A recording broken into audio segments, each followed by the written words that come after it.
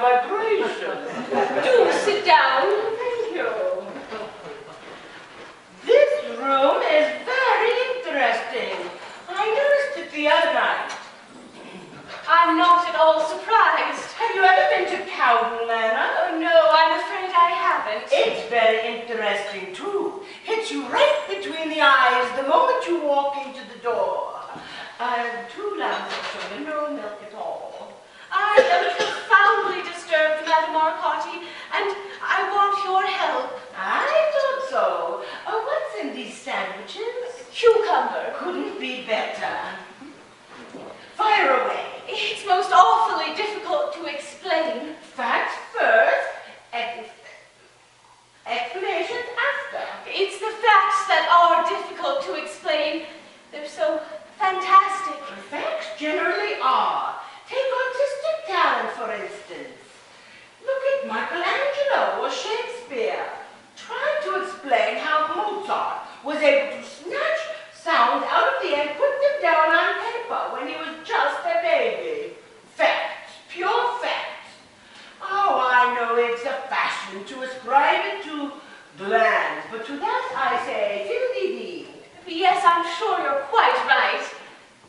Go ahead, out with it. You've heard strange noises. Boards creaking, doors slamming. Is that it? No, I'm afraid it isn't. No sudden gusts of cold wind, I hope. No, it's worse than that. I'm all attention. I know it sounds idiotic, but the other night, during the seance, something happened. Oh, I knew it. It was probably a poltergeist.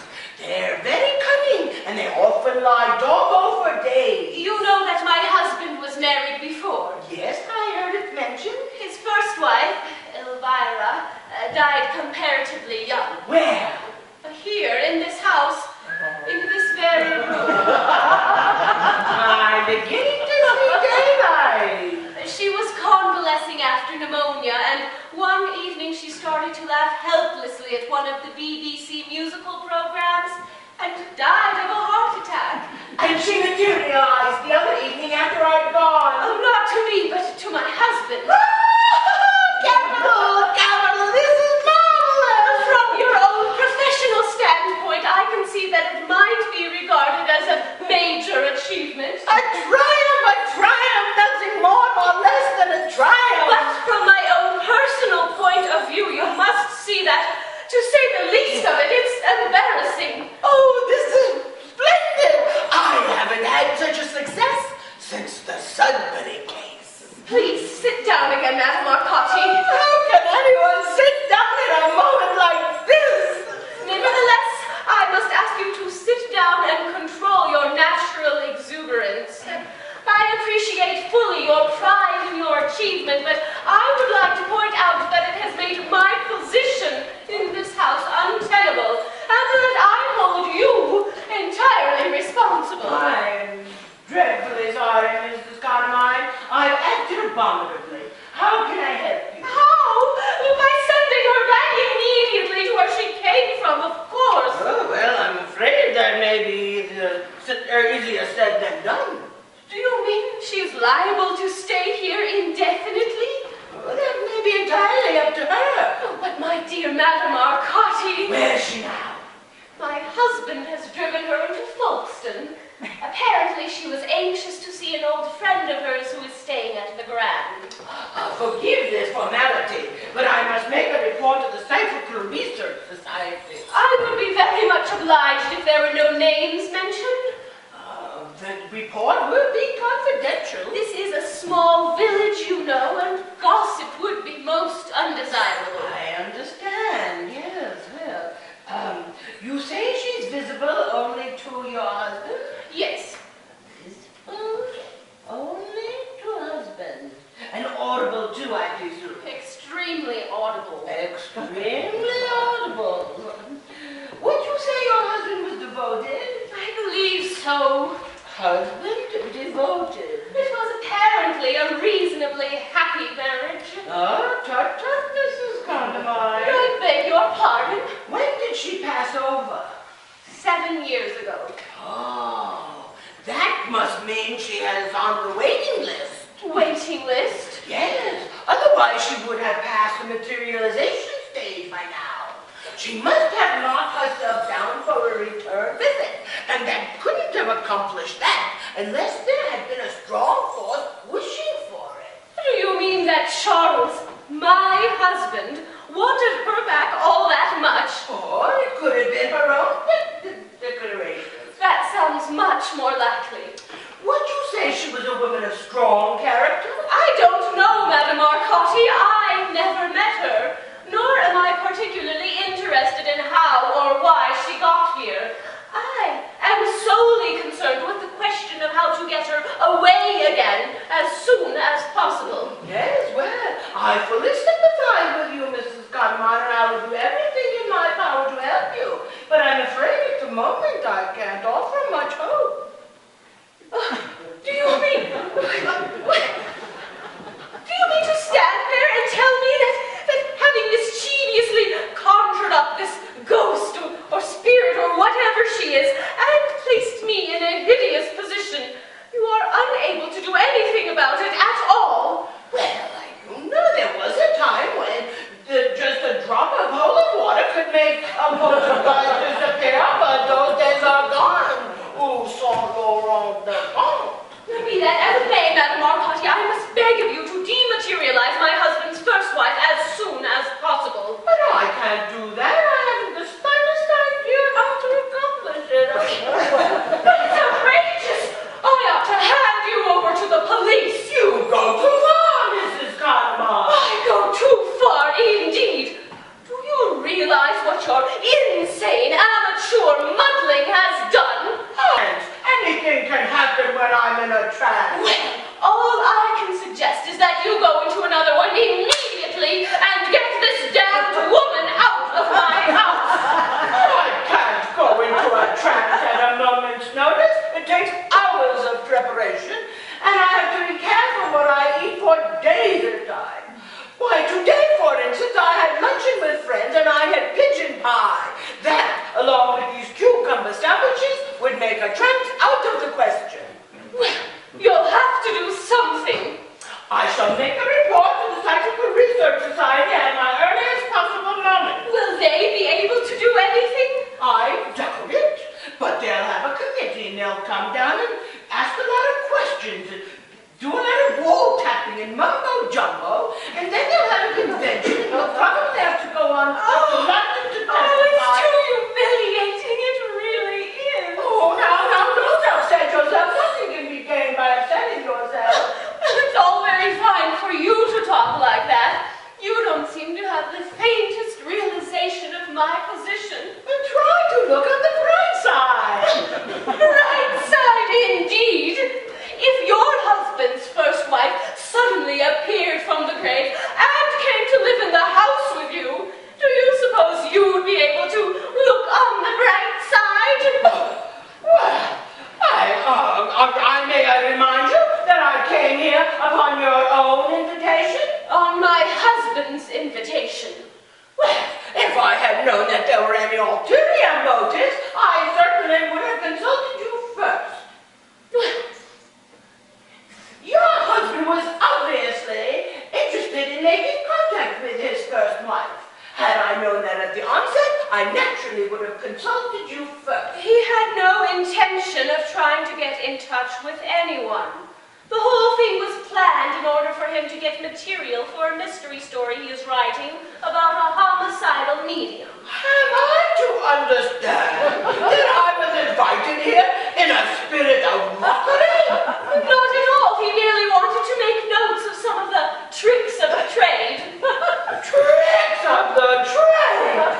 Oh, I have never been so insulted in all my life, Mrs. Conmon, and I feel we have nothing more to say to one another. Oh, don't go, please. Don't go. Your attitude from the onset has been very uncourteous in the extreme, and some of your words have been unkind and hurtful. And all I can say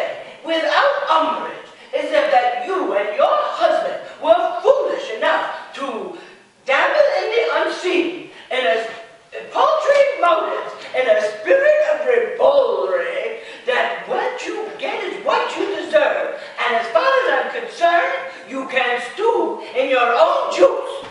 Damn!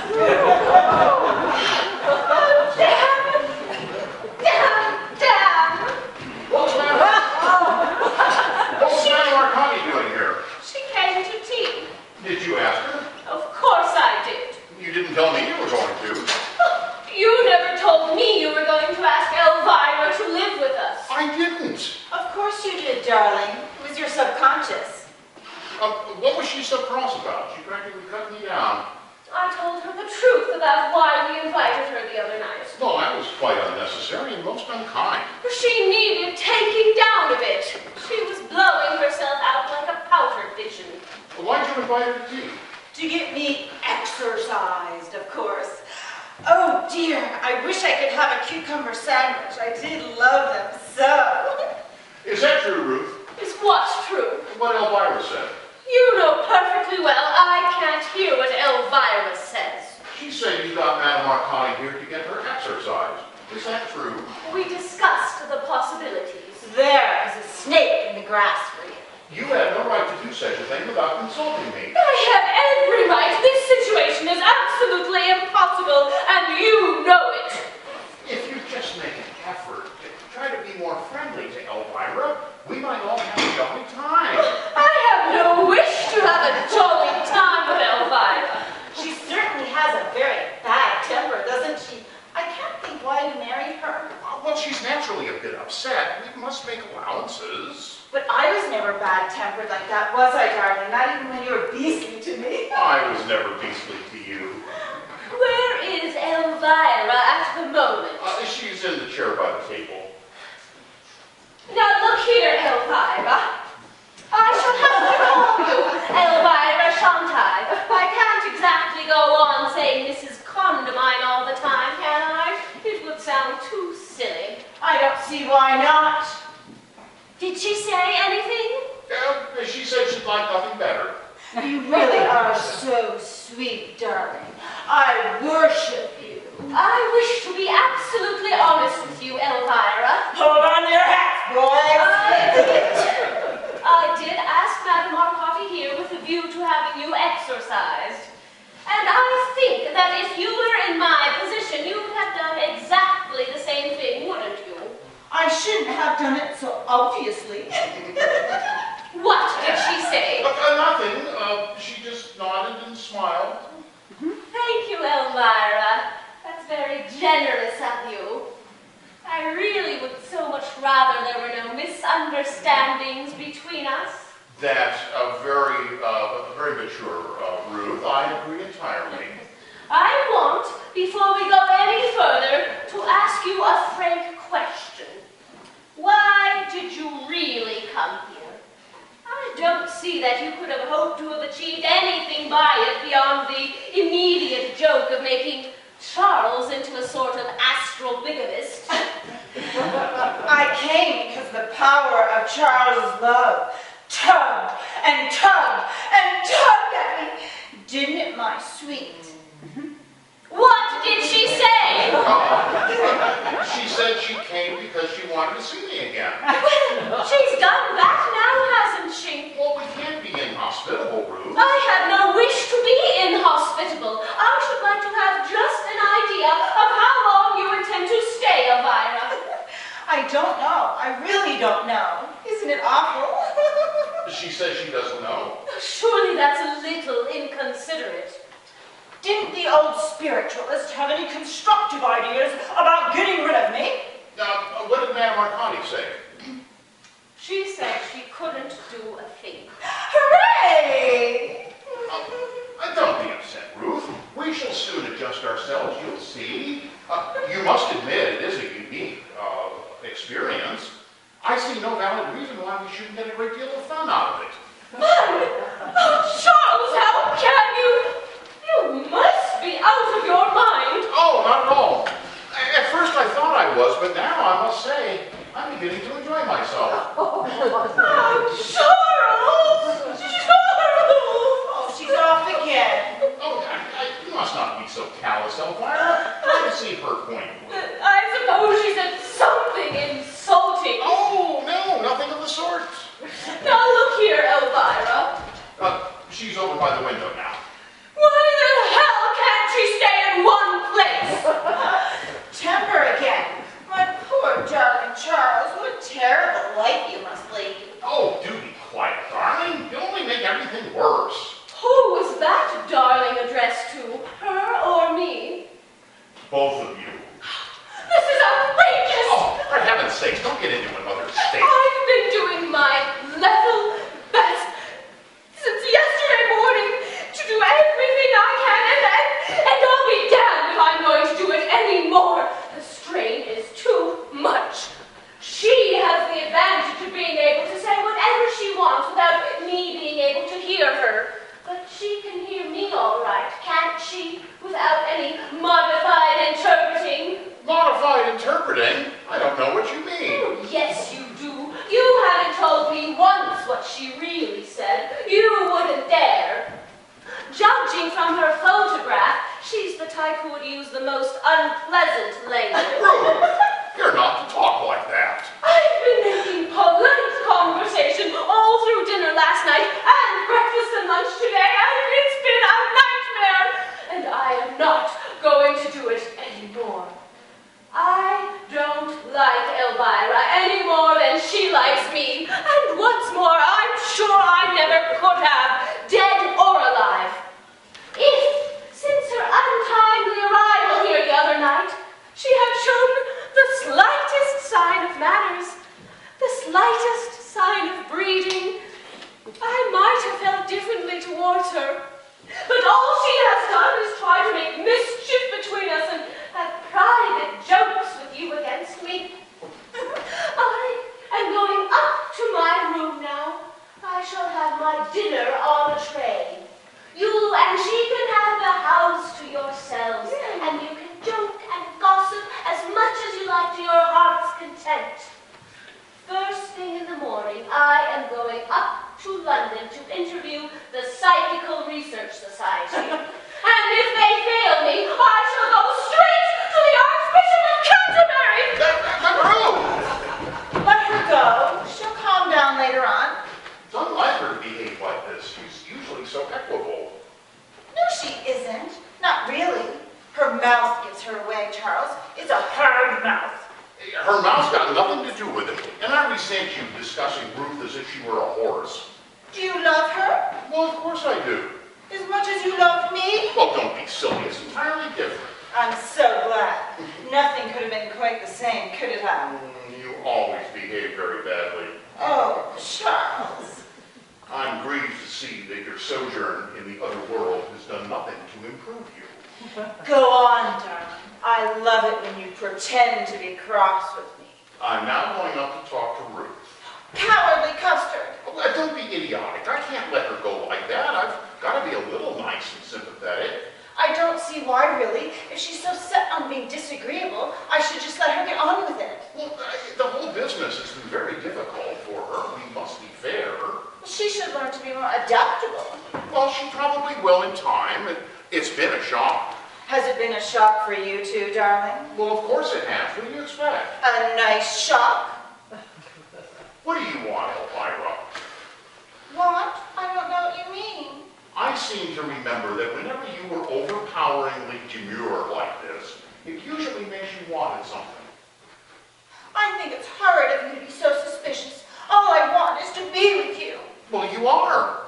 Alone, I mean. If you go up and pamper Ruth and small her over, she'll probably come flouncing down again, and our lovely, quiet evening together will be spoiled. You're incorrigibly selfish. Well, I haven't seen you for 7 years. It's only natural that I'd want some time alone with you to talk over old times. I'll let you go up just for a little while if you really think it's your duty. Well, of course it is. Then I don't mind. You're disgraceful, Elvira. You won't be long, will you? You'll come back down soon. Well, I shall most likely dress for dinner while I'm upstairs.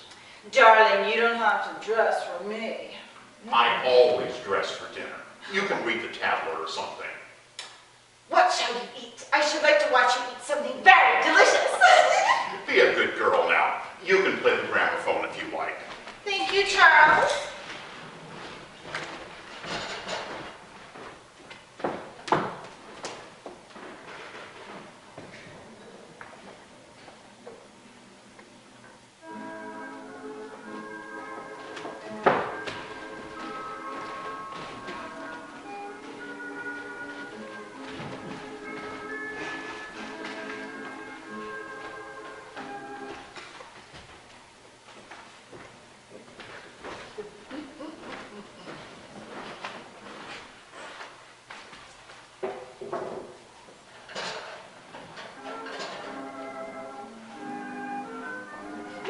Ah!